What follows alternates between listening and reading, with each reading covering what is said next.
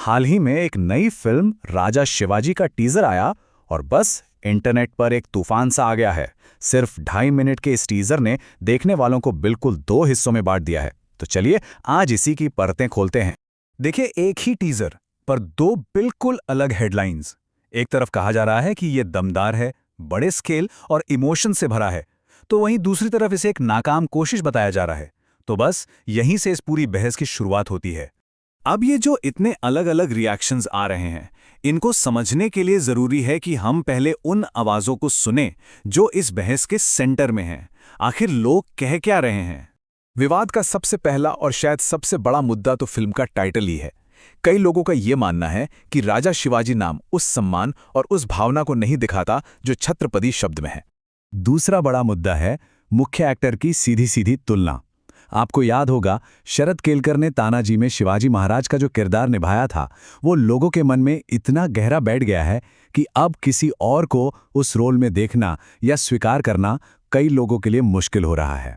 और तीसरा बड़ा पॉइंट है फिल्म का टेक्निकल साइड। सोशल मीडिया पर बहुत से लोगों ने टीजर के विजुअल्स और वीएफएक्स पर भी सवाल उठाए हैं, और ये सारी बातें हमें हमारे मेन सवाल की तरफ ले जाती हैं। सवाल यह है कि आखिर एक टीजर में ऐसा क्या है कि ये इतनी जबरदस्त और तीखी बहस की वजह बन गया है।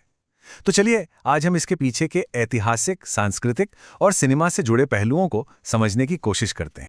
इस पूरी बहस को सही से समझने के लिए सबसे पहले उस महान शख्सियत को समझना जरूरी है जिनकी ये कहानी है।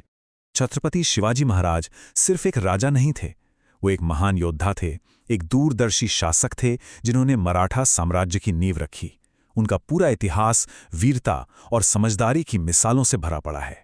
टीजर में एक शब्द बार बार सुनाई देता है, स्वराज्य। ये शिवाजी महाराज के पूरे संघर्ष का, उनकी पूरी लड़ाई का मूल आधार था। इसका मतलब है अपना राज, अपनी जमीन और अपने लोगों के लिए स्वशासन का सपना। तो ये तो हुई इतिहास की बात।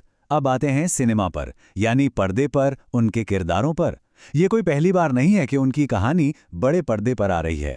देखिए, शिवाजी महाराज पर बनी कोई भी नई फिल्म अपने साथ लगभग एक सदी की सिनेमाई विरासत का वजन लेकर आती है। भालजी पेंढारकर से लेकर शरद केलकर तक हर कलाकार और निर्देशक ने एक स्टैंडर्ड सेट किया है, जिससे दर्शकों की उम्मीदें हमेशा बहुत ज्यादा होती हैं। अब जरा इस नई फिल्म पर नजर डालते हैं। आखिर क्या है इसके एम्बिशंस, कौन लोग इससे जुड़े हैं और इसका स्केल कितना बड़ा है। तो ये कोई छोटी मोटी फिल्म नहीं है। इसे एक पैन इंडिया रिलीज के तौर पर बनाया जा रहा है, मतलब पूरे देश के दर्शकों के लिए।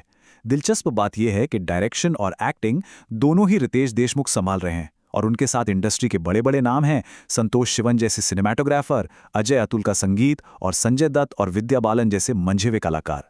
फिल्म का बजट बताया जा रहा है 100 करोड़ रुपए, और यही वो रकम है जो ऑनलाइन बहस का एक बहुत बड़ा कारण बन गई है। लोग ये सवाल कर रहे हैं कि क्या टीजर के विजुअल्स इस भारी भरकम बजट के साथ न्याय करते हैं। ठीक है, तो अब सीधे मुद्दे पर आते हैं। ये जो टीजर के पक्ष और विपक्ष में तर्क दिए जा रहे हैं, जरा उनको एक एक करके देखते हैं। सबसे दिलचस्प बात यह है कि हर पहलू पर लोगों की राय कितनी ज्यादा बटी हुई है। जहां कुछ क्रिटिक्स रितेश के काम को ईमानदार और कंट्रोल्ड कह रहे हैं, वहीं दर्शकों के एक बड़े हिस्से को उनके डायलॉग डिलीवरी में और किरदार में गंभीरता की कमी महसूस हो रही है। ठीक इसी तरह प्रोडक्शन वैल्यू को कुछ लोग शानदार और भव्य मान रहे हैं, तो कुछ उसे घटिया और कमजोर बता रहे हैं। देखिए, यहां एक बहुत जरूरी बात है जिसे समझना होगा, वो है बेंचमार्क इफेक्ट। शरद केलकर का परफॉर्मेंस लोगों के लिए एक मनोवैज्ञानिक बेंचमार्क, एक स्टैंडर्ड बन गया है। दर्शकों ने उस किरदार में एक भारी आवाज और एक ठहराव महसूस किया था। अब जब वो रितेश देशमुख को देख रहे हैं, तो कुछ को ऐसा लग रहा है कि वो गुस्से की एक्टिंग कर रहे हैं, जबकि उन्हें शरद केलकर का गुस्सा स्वाभाविक लगा था। तो ये जो पूरी बहस चल रही है, ये सिर्फ एक फिल्म के बारे में नहीं है। ये असल में हमें आज के दौर के बारे में, हमारे कल्चर के बारे में एक बहुत दिलचस्प तस्वीर दिखाती है। तो इन सब बातों का मतलब क्या है? मतलब ये है कि आज दर्शक सिर्फ दर्शक नहीं हैं, वो अपनी ऐतिहासिक विरासत के एक तरह से संरक्षक बन गए हैं। ये बहस हमें दिखाती है कि कैसे रीजनल प्राइड और एक पैन इंडिया कहानी कहने की चाहत के बीच एक तनाव है, और ये भी बताती है कि आज के डिजिटल युग में, जहां तुरंत फीडबैक मिलता है, महान कहानियों को दोबारा कहना कितना बड़ा चैलेंज हो सकता है। और आखिर में ये एक बड़ा सवाल छोड़ जाती है कि किसी नायक की कहानी सुनाने का हक आखिर किसे है? क्या ये हक सिर्फ एक कलाकार का है, या फिर उन दर्शकों का भी है जो उस विरासत को, उस इतिहास को अपनी पहचान का एक हिस्सा मानते हैं? ये एक ऐसा सवाल है जो हमें कला, इतिहास और उन पर हक के बीच के मुश्किल रिश्ते पर सोचने को मजबूर करता है।